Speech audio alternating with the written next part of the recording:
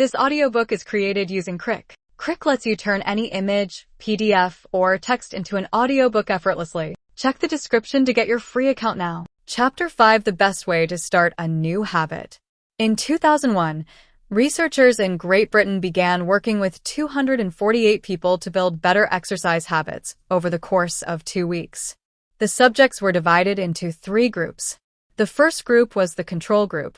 They were simply asked to track how often they exercised. The second group was the motivation group. They were asked not only to track their workouts, but also to read some material on the benefits of exercise. The researchers also explained to the group how exercise could reduce the risk of coronary heart disease and improve heart health. Finally, there was the third group. These subjects received the same presentation as the second group, which ensured that they had equal levels of motivation. However, they were also asked to formulate a plan for when and where they would exercise over the following week. Specifically, each member of the third group completed the following sentence: "During the next week, I will partake in at least 20 minutes of vigorous exercise on day, at time, and place." In the first and second groups, 35 to 38% of people exercised at least once per week. Interestingly, the motivational presentation given to the second group seemed to have no meaningful impact on behavior. But 91% of the third group exercised at least once per week, more than double the normal rate. The sentence they filled out is what researchers refer to as an implementation intention, which is a plan you make beforehand about when and where to act. That is, how you intend to implement a particular habit. The cues that can trigger a habit come in a wide range of forms: the feel of your phone buzzing in your pocket, the smell of chocolate chip cookies, the sound of ambulance sirens. But the 2 most common cues are time and location. Implementation intentions leverage both of these cues. In 2001, researchers, broadly speaking, the format for creating an implementation intention is: when situation X arises, I will perform response Y. Hundreds of studies have shown that implementation intentions are effective for sticking to our goals, whether it's writing down the exact time and date of when you'll get a flu shot or recording the time of your colonoscopy appointment. They increase the odds that people will stick with habits like recycling, studying, going to sleep early, and stopping smoking. Researchers have even found that voter turnout increases when people are forced to create implementation intentions by answering questions like: what route are you taking to the polling station? At what time are you planning to go? What bus will get you there? Other successful government programs have prompted citizens to make a clear plan to send taxes in on time or provided directions on when and where to pay late traffic bills. The punchline is clear: people who make a specific plan for when and where they will perform a new habit are more likely to follow through. Too many people try to change their habits without these basic details figured out. We tell ourselves, "I'm going to eat healthier," or "I'm going to write more," but we never say when and where these habits are going to happen. We leave it up to chance and hope that we will just remember to do it or feel motivated at the right time. An implementation intention sweeps away foggy notions like, "I want to work out more," or "I want to be more productive," or "I should vote," and transforms them into a concrete plan of action. Many people think they lack motivation when what they really lack is clarity. It is not always obvious when and where to take action. Some people spend their entire lives waiting for the time to be right to make an improvement. Once an implementation intention has been set, you don't have to wait for inspiration to strike. Do I write a chapter today or not? Do I meditate this morning or at lunch? When the moment of action occurs, there is no need to make a decision. Simply follow your predetermined plan. The simple way to apply this strategy to your habits is to fill out the sentence: I will, behavior, at time, in location. Meditation: I will meditate for 1 minute at 7 a.m. in my kitchen. Studying: I will study Spanish for 20 minutes at 6 p.m. in my bedroom. Exercise: I will exercise for 1 hour at 5 p.m. in my local gym. Marriage: I will make my partner a cup of tea at 8 a.m. in the kitchen. If you aren't sure when to start your habit, try the first day of the week, month, or year. People are more likely to take action at those times because hope is usually higher. If we have hope, we have a reason to take action. A fresh start feels motivating. There is another benefit to implementation intentions. Being specific about what you want and how you'll achieve it helps you say no to things that derail progress. distract your attention, and pull you off course. We often say yes to little requests because we are not clear enough about what we need to be doing instead. When your dreams are vague, it's easy to rationalize little exceptions all day long and never get around to the specific things you need to do to succeed. Give your habits a time and a space to live in the world. The goal is to make the time and location so obvious that, with enough repetition, you get an urge to do the right thing at the right time, even if you can't say why. As the writer Jason Zweig noted, obviously you're never going to just work out without conscious thought. But like a dog salivating at a bell, maybe you start to get antsy around the time of day you normally work out. There are many ways to use implementation intentions in your life and work. My favorite approach is one I learned from Stanford professor B.J. Fogg, and it is a strategy one referred to as habit stacking. Habit stacking, a simple plan to overhaul your habits. The French philosopher Denis Diderot lived nearly his entire life in poverty, but that all changed one day in 1765. Diderot's daughter was about to be married, and he could not afford to pay for the wedding. Despite his lack of wealth, Diderot was well known for his role as the co-founder and writer of Encyclopédie, one of the most comprehensive encyclopedias of the time. When Catherine the Great, the Empress of Russia, heard of Diderot's financial troubles, her heart went out to him. She was a book lover and greatly enjoyed his encyclopedia.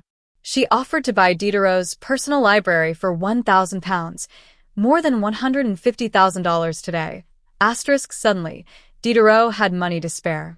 With his new wealth, he not only paid for the wedding but also acquired a scarlet robe for himself. Diderot's scarlet robe was beautiful. So beautiful, in fact, that he immediately noticed how out of place it seemed when surrounded by his more common possessions. He wrote that there was no more coordination, no more unity, no more beauty between his elegant robe and the rest of his stuff. Diderot soon felt the urge to upgrade his possessions. He replaced his rug with one from Damascus. He decorated his home with expensive sculptures. He bought a mirror to place above the mantel and a better kitchen table.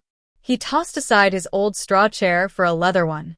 Like falling dominoes, one purchase led to the next. Diderot's behavior is not uncommon.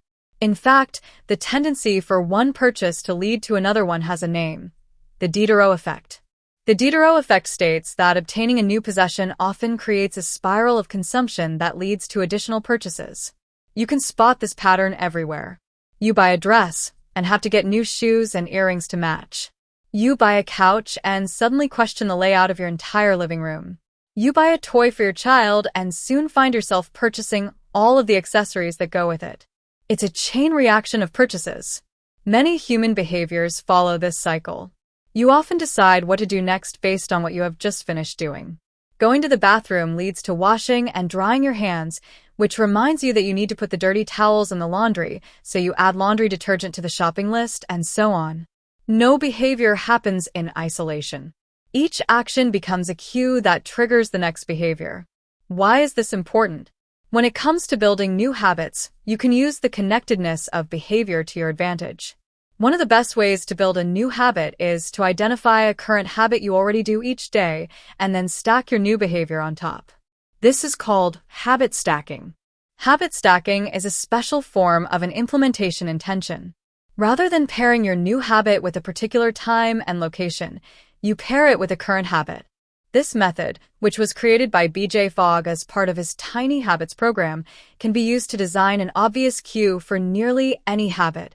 The habit stacking formula is: after current habit, I will new habit. For example, meditation. After I pour my cup of coffee each morning, I will meditate for 1 minute. Exercise.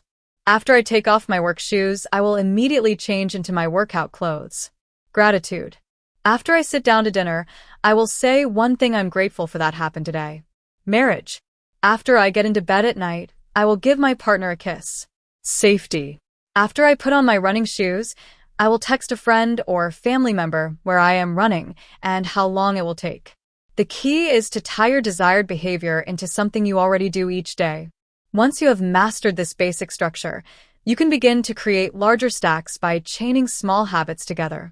This allows you to take advantage of the natural momentum that comes from one behavior leading into the next, a positive version of the Diderot Effect.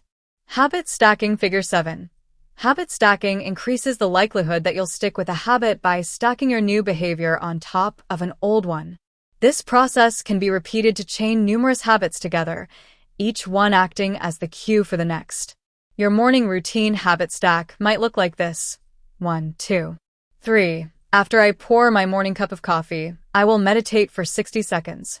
After I meditate for 60 seconds, I will write my to-do list for the day. After I write my to-do list for the day, I will immediately begin my first task. Or consider this habit stack in the evening. 1, 2, 3. After I finish eating dinner, I will put my plate directly into the dishwasher. After I put my dishes away, I will immediately wipe down the counter. After I wipe down the counter, I will set out my coffee mug for tomorrow morning. You can also insert new behaviors into the middle of your current routines. For example, you may already have a morning routine that looks like this. Wake up, make my bed, take a shower. Let's say you want to develop the habit of reading more each night. You can expand your habit stack and try something like, wake up, make my bed, place a book on my pillow, take a shower. Now, when you climb into bed each night, a book will be sitting there waiting for you to enjoy. Overall, habit stacking allows you to create a set of simple rules that guide your future behavior. It's like you always have a game plan for which action should come next. Once you get comfortable with this approach, you can develop general habit stacks to guide you whenever the situation is appropriate. Exercise. When I see a set of stairs, I will take them instead of using the elevator. Social skills. When I walk into a party, I will introduce myself to someone I don't know yet. Finance. When I want to buy something over $100, I will wait 24 hours before purchasing. Healthy eating. When I serve myself a meal, I will always put veggies on my plate first. Minimalism. When I buy a new item, I will give something away. One in, one out. Mood. When the phone rings, I will take one deep breath and smile before answering. Forgetfulness. When I leave a public place, I will check the table and chairs to make sure I don't leave anything behind. No matter how you use this strategy, the secret to creating a successful habit stack is selecting the right cue to kick things off. Unlike an implementation intention, which specifically states the time and location for a given behavior, habit stacking implicitly has the time and location built into it. When and where you choose to insert a habit into your daily routine can make a big difference. If you're trying to add meditation into your morning routine, but mornings are chaotic and your kids keep running into the room, then that may be the wrong place and time. Consider when you are most likely to be successful. Don't ask yourself to do a habit when you're likely to be occupied with something else. Your cue should also have the same frequency as your desired habit. If you want to do a habit every day, but you stack it on top of a habit that only happens on Mondays, that's not a good choice. One way to find the right trigger for your habit stack is by brainstorming a list of your current habits. You can use your habits scorecard from the last chapter as a starting point. Alternatively, you can create a list with 2 columns. In the first column, write down the habits you do each day without fail. Asterisk, for example, get out of bed, take a shower, brush your teeth, Get dressed. brew a cup of coffee, eat breakfast, take the kids to school, start the workday, eat lunch, end the workday, change out of work clothes, sit down for dinner, turn off the lights, get into bed. Your list can be much longer, but you get the idea. In the second column, write down all of the things that happen to you each day without fail. For example, the sun rises. You get a text message. The song you're listening to ends. The sun sets. Armed with these 2 lists, you can begin searching for the best place to layer your new habit into your lifestyle. Habit stacking works best when the cue is highly specific and immediately actionable. Many people select cues that are too vague. I made this mistake myself. When I wanted to start a push-up habit, my habit stack was when I take a break for lunch, I will do 10 push-ups. At first glance, this sounded reasonable. But soon, I realized the trigger was unclear. Would I do my push-ups before I ate lunch? After I ate lunch? Where would I do them? After a few inconsistent days, I changed my habit stack to, when I close my laptop for lunch, I will do 10 push-ups next to my desk. Ambiguity gone.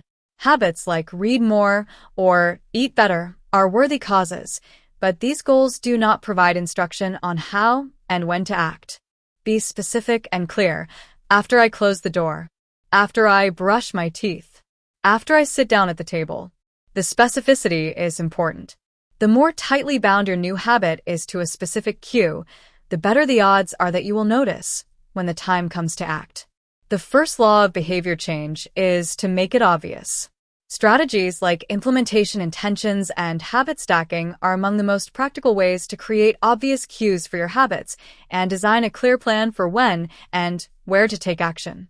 Chapter summary: the first law of behavior change is make it obvious. The two most common cues are time and location. Creating an implementation intention is a strategy you can use to pair a new habit with a specific time and location. The implementation intention formula is I will behavior at time in location. Habit stacking is a strategy you can use to pair a new habit with a current habit. The habit stacking formula is after current habit, I will new habit.